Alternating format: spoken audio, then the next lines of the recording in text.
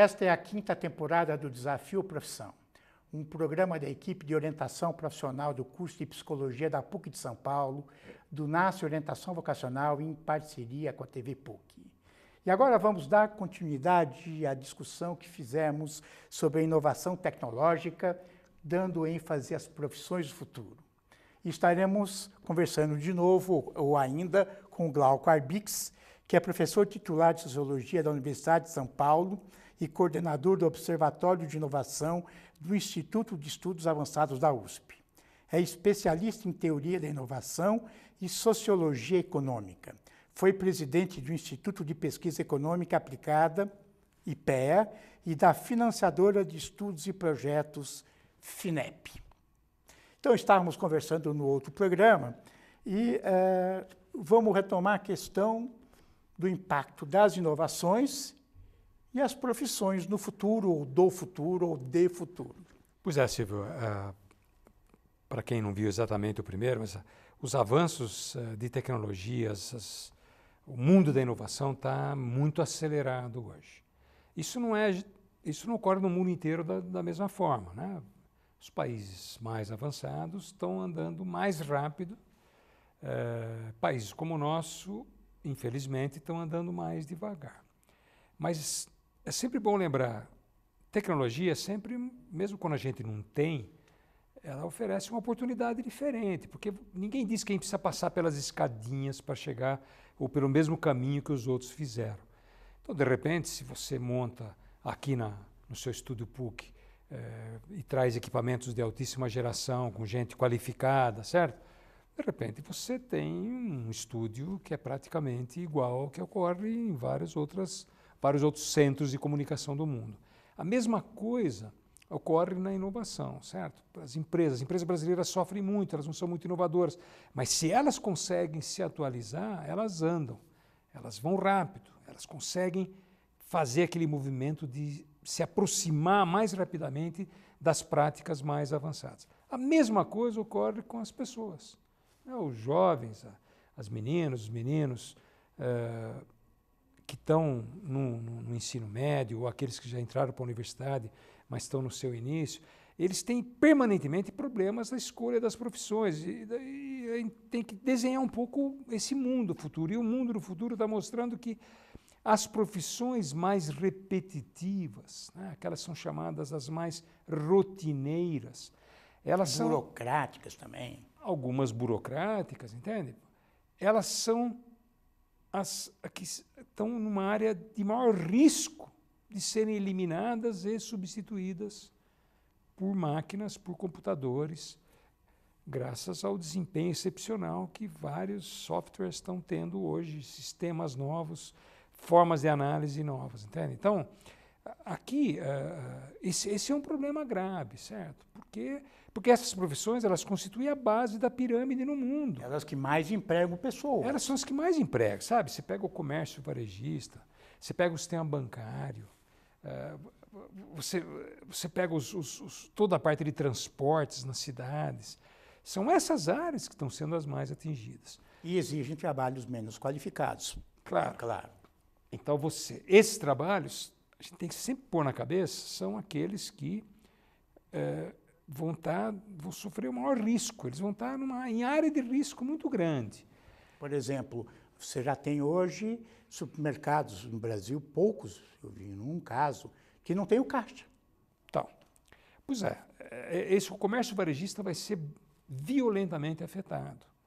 Estou falando isso porque quem está conseguindo estudar, quem está conseguindo se qualificar, a única coisa que tem que ter na cabeça é o seguinte, não pode parar, entendeu? Tem que andar para frente, não tem conversa. Tem que dar o passo, tem que acreditar que é possível chegar lá. Porque se parar, vai ficar para trás. Esse é o problema-chave. Parou, ficou para trás, porque tem gente que está acelerando. E também não adianta achar que a gente vai andar a 30 por hora sempre. Não adianta. Por quê? Porque tem outros hoje que estão andando a 40, 50, 60. Então não é só o problema de falar assim, mas eu melhorei em relação ao que eu era. Tudo bem, mas se você melhorou um pouquinho, na média, você tem que saber que tem gente que está mordendo o seu pescoço, entendeu? Então, isso aí, essa infelizmente é a realidade que que está ocorrendo no mundo todo e já começa a ocorrer grande parte no Brasil. Num certo sentido, isso já era um pouco o mundo mais antigo, o mundo industrial do século passado. As coisas novas aconteciam e profissões eram. Você não tem hoje chapeleiro, você não tem os sistemas de alfaiate que você tinha antes, entende? Por quê? Porque essas sapateiros, essas profissões elas foram desaparecendo. Claro que você vai encontrar um ou outro ainda que são aqueles mais qualificados. Mas a novidade que nós estamos tendo hoje é que está aumentando a faixa daquilo que é chamado emprego que está em área de risco. Está aumentando a faixa porque está chegando em gente mais qualificada. Vou dar um exemplo para você, muito simples assim. Os computadores não conseguem fazer um monte de coisa que nós não fazemos. E por muito tempo vai ser assim. É verdade. Mas em algumas áreas, como nós conversamos no outro programa, no xadrez, ele consegue ter desempenho melhor que o nosso, analisar uma quantidade enorme de dados. O que acontece, por exemplo, com a parte visual? Os computadores, graças ao avanço das máquinas fotográficas, da captação de imagem, da produção de imagem, eles fazem melhor do que a gente. Então, se você pegar uma área médica, saúde, certo? Você pega assim um médico excelente, um ortopedista, certo? Ele é excelente, ele tem 20 anos de profissão, ele tem 1000 experiências, fez operações, passou por, já viu várias vezes a mesma cena, já identificou doenças raras, tá? Tudo bem. Mas daí você fala assim, mas quando ele analisa um raio-x, uma imagem, ele está analisando com base no que exatamente? Ele está analisando com base em 300, 400, 500, 1000 casos que passaram por ele ao longo da vida.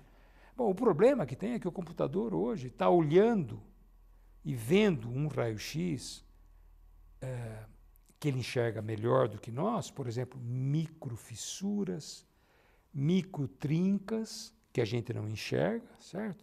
Mas deixando essa parte de lado, que é super importante, tá? O computador está falando em nome de 1 milhão de casos. 1.200.000. Isso não é futuro, não é ficção científica. Se vocês pegarem e entrarem no site da IBM, ela já tem um serviço oferecido para isso, chama-se Dr. Watson. O Watson é o nome de um supercomputador que ela fez. O Watson não tem nada a ver com o Sherlock Holmes. O Watson é o fundador da IBM, certo? Sei. Então, o Dr. Watson, ele está oferecendo serviços de diagnóstico e de terapias alternativas, indicativas. A decisão é sempre do médico. Sim. Ele já está oferecendo isso aos hospitais, isso já corre solto, isso já é um serviço público.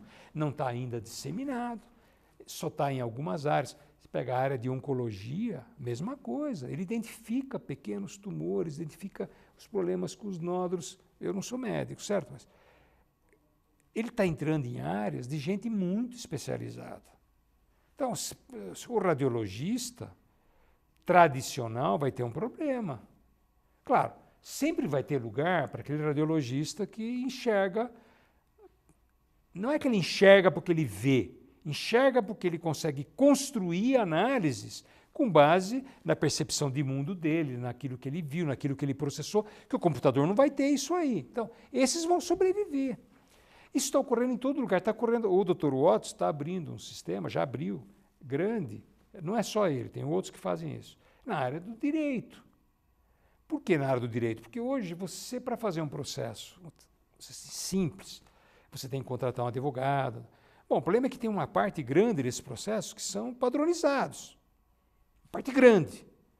Bom, os computadores de hoje não só fazem isso para você e permitem você, já tem empresas, se você entrar na internet, já tem empresas que você faz sozinho a sua defesa, como ele sugere caminhos para você organizar e estruturar a sua defesa com base naquilo que os juízes já aprovaram. Que os juízes já jurisprudência. A tal da jurisprudência. Mas em número absurdo. Claro, ele vai falar o seguinte, olha, nós analisamos 500.000 casos parecidos com o seu e os juízes foram por essa linha. Então, se você for por onde você está querendo, não vai dar muito certo.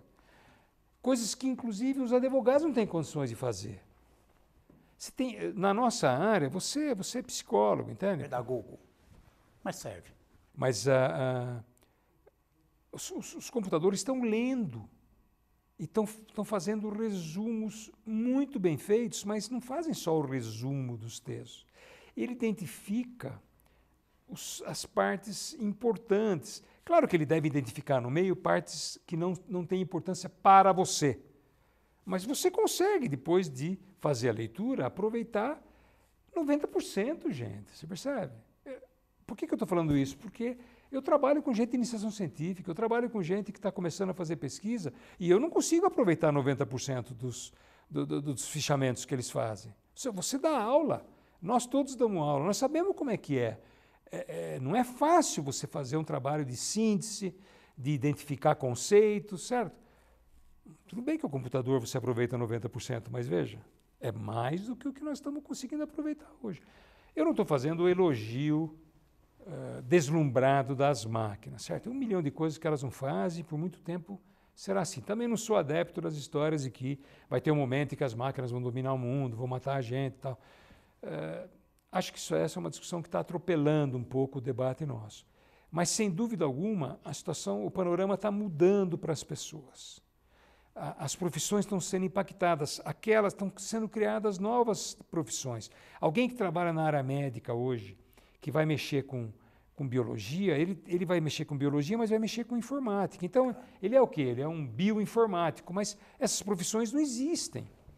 Vão aparecer novas profissões. Elas estão aparecendo. A mesma coisa o estatístico, é bioestatístico. Então, essa fusão de disciplinas e de competências é o que está na base do mercado de trabalho no futuro. Agora, mais uma vez, esse mercado de trabalho é menor do que o atual, que vai colocar problemas sociais gigantescos. E aí, a inovação também pensa nisso ou fica escaneado? Não, a inovação pensa. Por exemplo, hoje corre muito uma discussão de uma renda básica universal, certo? O que você faz? Você fala, bom, tudo bem, é o velho problema. Você tem inovação, você tem tecnologia muito forte, mas ela está sendo desenvolvida, implementada e os frutos não estão sendo apropriados por todos. Estão sendo apropriados por uma parte.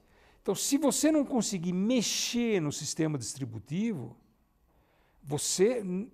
as sociedades, todas elas, avançadas e as atrasadas, vão ter problemas gigantescos. Mas você tinha um sociólogo, tem ainda um sociólogo italiano, você deve saber quem é, Domenico De Masi, que pintava um mundo no futuro maravilhoso. Todo mundo teria tempo livre, trabalho que restaria seria trabalho criativo, mas no concreto, o que a gente vê hoje é muito pelo contrário. Pessoas trabalhando muito, um desemprego alto no mundo, não é só no Brasil que vive uma crise específica, né? Como é que você vê isso, esses dois? Bom, primeiro, eu vou deixar de lado as análises do De Masi, porque eram ele mais folclóricas. Ele conseguiu, por um tempo, convencer as pessoas. Aqui no Brasil, a moda entra muito facilmente, assim, certo? É só olhar no mundo da política, como tem modismo, assim, tudo quanto é lado. Mas o que eu considero chave é o seguinte, mais uma vez, o problema não são as máquinas, o problema são as pessoas, certo? Assim como, não adianta a gente falar, eu posso comprar o melhor computador do mundo, se eu não tiver qualificação, eu não vou fazer nada.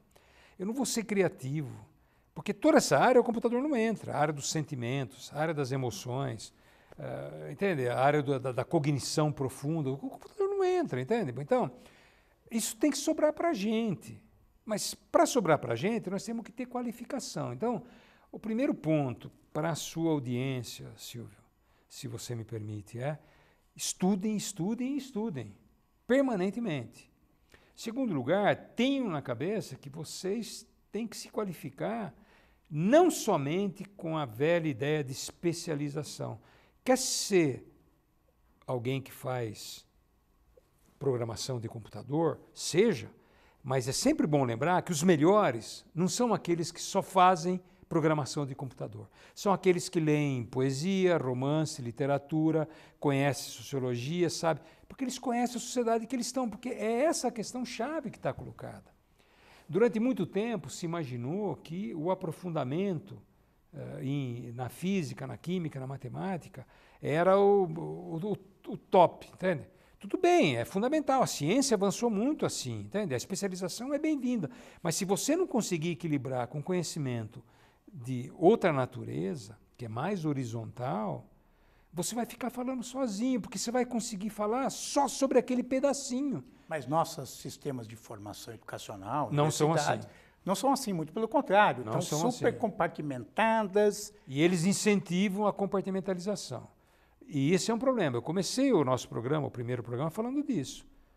É só olhar para as universidades. Todo mundo na universidade fala de interdisciplinaridade, mas poucos praticam. Poucos praticam. Por quê? Porque a interdisciplinaridade se choca com o sistema de avaliação. Vou dar um exemplo para você. Eu sou do Instituto de Estudos Avançados. Eu estando lá, se eu oriento alguém, vai cair na avaliação para o Instituto de Estudos Avançados, não para o meu departamento. Mesma coisa, as orientações das minhas teses. Como eu não ganho nada no Instituto de Estudos Avançados, certo? Eu faço por disposição minha.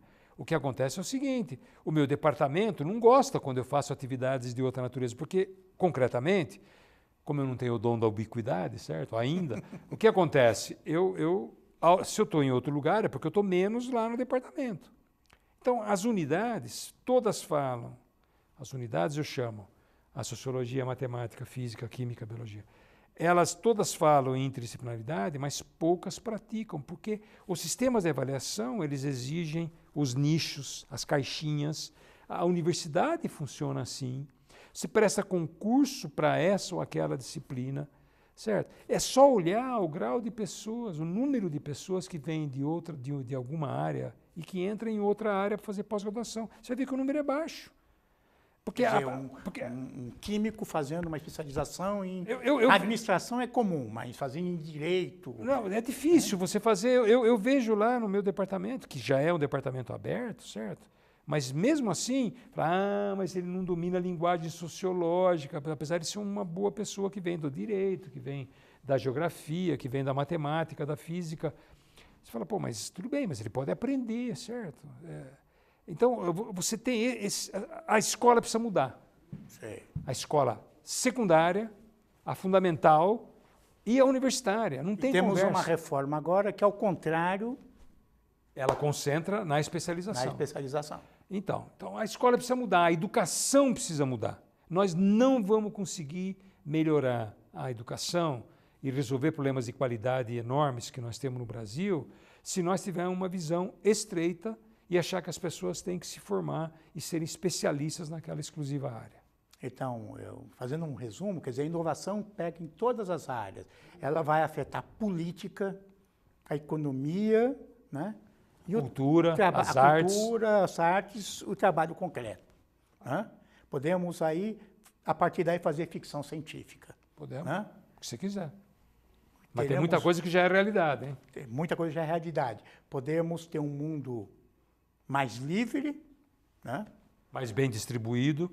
Bem distribuído, e aí entra a política, a economia. Isso seria ótimo. Imaginou se as máquinas fazem uma parte do trabalho que nós temos que fazer? Seria ótimo. Ótimo. Porque você tem que mudar o próprio capitalismo aí. Você tem que mudar o sistema que está colocado, não tem conversa. Você tem que mudar. Entende? Se isso vai ser uma revolução, uma reviravolta, você tem que mudar, porque do jeito que está, você não consegue satisfazer as pessoas. Cada vez mais a tecnologia vai ser altíssima, super eficiente, mas para poucos. A desigualdade é enorme. A desigualdade é enorme no mundo inteiro, que já é grande, certo? Então, já é grande pelo mundo. É que nós estamos acostumados a olhar o nosso bairro, né? Certo? Claro. Então, o grande problema é aproveitar a oportunidade para conseguir colocar efetivamente a tecnologia, a inovação, como uma ferramenta para a gente melhorar as nossas vidas, entende? Se elas estiverem voltadas para isso, seria fantástico, entende? Mas você prevê uma sinergia, né, que é complicada. Né? Claro que é complicada porque você tem sistemas que jogam contra, certo? Eu quero me apropriar, eu quero ser dono, você percebe? Esse é o sistema que a gente vive, entende? Mas isso vai estar em xeque, porque eu falei para você, enquanto a gente viveu o século XX inteiro de industrial, que foi um avanço enorme em relação ao mundo da agricultura, das corporações, manufatura. Da manufatura. O século XX ele mostrou que você fechava emprego num lugar, abria em outro. Você fechava o emprego do chapeleiro, mas abria a fábrica de calça jeans, entendeu? Tudo bem, mas hoje não é isso que está acontecendo. Essa é a realidade.